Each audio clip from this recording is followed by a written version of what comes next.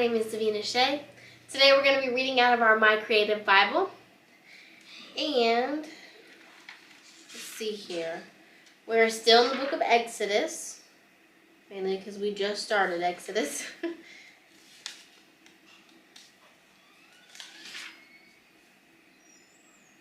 I can't remember if I showed you guys this coloring update before, but I'll just show it to you again just in case it didn't. But there it is. And it says, "But as for you, ye thought evil against me, but God meant it unto good, to bring to pass that is as it is this day, to save much people alive." That is Genesis 50:20. Now, if you remember, that is what Joseph told his brothers when they were telling him, like, oh, hey, Dad said to forgive us. And he's like, no, don't worry. Because what you guys thought you were doing as an evil thing, God meant it for good. He meant for you guys to throw me out and to sell me off. Only because you guys did that was I put in the position to save so many people. And that's exactly what he did. But alright, so jumping forward, back to where we left off here, we have Exodus chapter 2. Moses is born. "And there went a man of the house of Levi, and took to wife a daughter of Levi. And the woman conceived, and bare a son. And when she saw him that he was a goodly child, she hid him 3 months. And when she could not longer hide him, she took for him an ark of bulrushes." Sorry, the word is like split there, so... "and dubbed it with slime and with pitch, and put the child therein, and she laid it in the flags by the river bank. And his sister stood afar off to with what would be done to him. Moses is found and brought up to Pharaoh's daughter. And the daughter of Pharaoh came down to wash herself at the river, and her maidens walked along by the riverside. And when she saw the ark among the flags, she sent her maid to fetch it. And when she had opened it, she saw the child, and behold, the babe wept. And she had compassion on him, and said, This is one of the Hebrew children. And then said his sister to Pharaoh's daughter, Shall I go and call to thee a nurse of the Hebrew women, and she may nurse the child for thee? And Pharaoh's daughter said to her, Go. And the maid went and called the child's mother. And Pharaoh's daughter said unto her, Take this child away and nurse it for me, and I will give thee thy wages. And the woman took the child and nursed it. And the child grew, and she brought him unto Pharaoh's daughter, and he became her son. And she called his name Moses. And she said, Because I drew him out of the water. Moses kills an Egyptian. And it came to pass in those days when Moses was grown, that he went out unto his brethren, and looked on their burdens, and he spied an Egyptian smitten in Hebrew, one of his brethren. And he looked this way and that way, and when he saw that there was no man, he slew the Egyptian, and hid him in the sand. And when he went out the second day, behold, 2 men of the Hebrews strove together, and he said to him that did the wrong, Wherefore smitest thou thy fellow? And he said, Who made thee a prince and a judge over us? Intendest thou to kill me, as thou killest the Egyptian? And Moses feared, and said, Surely this thing is known. Now then Pharaoh heard this thing, he sought to slay Moses. But Moses fled from the face of Pharaoh, and dwelt in the land of Midian. And he sat down by a well. Now the priest of Midian had 7 daughters, and they came and drew water, and filled the troughs to water their father's flock. And the shepherds came and drove them away, but Moses stood up and helped them and watered their flock. And when they came to Reuel their father, he said, How is it that ye are come so soon today? And they said, An Egyptian delivered us out of the land of the shepherds, and also drew water enough for us, and watered the flock. And he said unto his daughters, And where is he? Why is it that ye have left the man? Call him, that may he eat bread. And Moses was content to dwell with the man, and he gave Moses Zipporah and his daughter. And she bare him a son, and he called his name Gershom. For he said, I have been a stranger in a strange land. God hears the complaints of the Israelites. And it came to pass in process of time that the king of Egypt died, and the children of Israel sighed by reason of the bondage, and they cried. And their cry came up unto God by reason of the bondage. And God heard their groaning, and God remembered his covenant with Abraham, Isaac, and Jacob. And God looked upon the children of Israel, and God had respect unto them. And that is the end of chapter 2.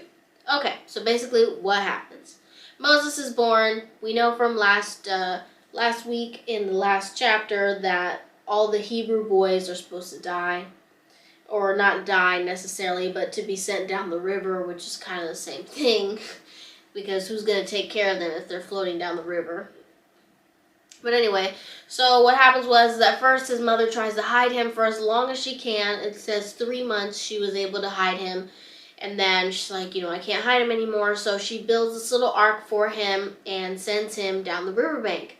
And his sister was standing off by the riverbank because she wanted to see what was going to happen to him. Eventually, he's found by Pharaoh's daughter as she's bathing in the river. She sends her maid to go grab him, and the maid looks, and she's like, "Oh, it's a child. It's one of those Hebrew children." And the baby started to cry once he was uncovered, and Pharaoh's daughter, she felt a compassion towards him, and she realized immediately it was one of those Hebrew children, and she's like, okay, go get me a maid to take care of him and, nurse him and feed him and all that jazz. And then, once the child was taken in, she became his son. And she named him Moses. And Moses, she called him because I drew him out of water, is what it says. Anyway, so farther on down the line, Moses is grown. He's out looking at his brethren, looking at their burdens, and he sees an Egyptian mistreating a Hebrew, and so when no one is around, he kills him. And eventually, let me see here, 2 guys, come after him, and, he says, who made you a prince to judge over us? What are you going to do? Are you going to kill me too, like you killed that Egyptian? And, so Moses, he got scared, and he's like, they know what I did. So eventually word gets back to Pharaoh, and he decides he wants to kill Moses, but then Moses escapes. He escapes into the land of Midian, and he sits down by this well. And the priest of Midian, he had 7 daughters, and whenever they went to go get water from the well, he helped them out. He helped them give water to their flock. So eventually, the girls go back to their dad, and he said, how is it that you were able to come back so fast today? And they said, well, this Egyptian helped us. And he's like, well, where is he? Why did you guys leave him? Go get him so that he can have something to eat. So then they go back and they get Moses. And Moses is happy to hang out with them. And because he showed kindness to them, their dad showed kindness to him and gave him one of his daughters. I want to say her name is Zipporah. And eventually she gives him a son. They call him Gershom. And then in the last part of the chapter, God really is hearing the complaints of the Israelites. The time came to pass and the king of Egypt died, and all the children of Israel are still continuing to suffer from the bondage. And they cry out and they cry and cry to God. And God hears them. He hears their groaning, and he remembers his promise that he made to not just Abraham, but also Isaac and Jacob. So he looks down upon his children of Israel, and he respects them, and he knows that he has to keep his promise. And that is the end of chapter 2. So I don't know if you guys may or may not have noticed, but I'm feeling a little under the weather today. So for our musical portion today, I am going to go ahead and insert one of our previous musical portions. But anyway, that being said, I really hope you guys enjoyed this chapter. I hope the summary helped you gain a better understanding of it. We're going to go ahead and close out with a prayer, and then it'll finish with the musical portion. Dear Lord, I thank you so much for this day. I thank you for everything that you've done in my life, dear Lord.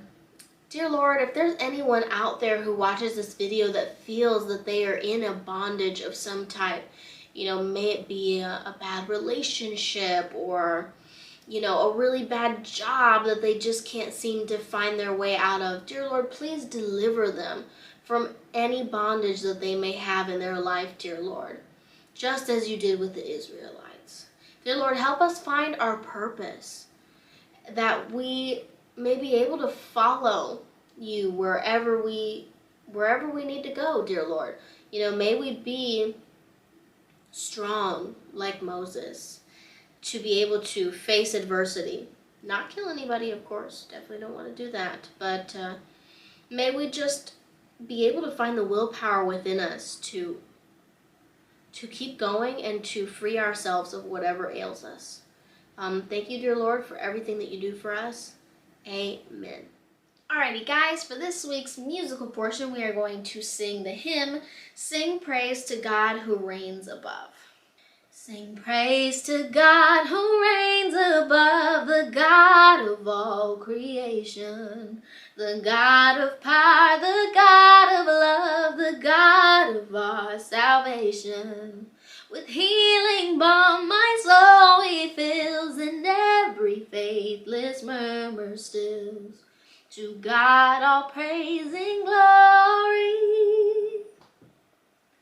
What God's almighty power hath made, his gracious mercy keepeth.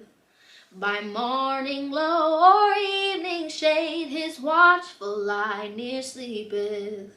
Within the kingdom of his might, lo, all is just and all is right. To God all praise and glory. The Lord is never far away, but through all grief distressing, and never present help unstay our peace and joy and blessing. As with a mother's tender hand he leads his own, his chosen band. To God all praise and glory. Thus all my toilsome way along I sing aloud his praises, that men may hear the grateful song my voice unwearied raises. Be joyful in the Lord, my heart, both soul and body bear your part. To God all praise and glory. To God all praise and glory. To God all praise and glory. Amen.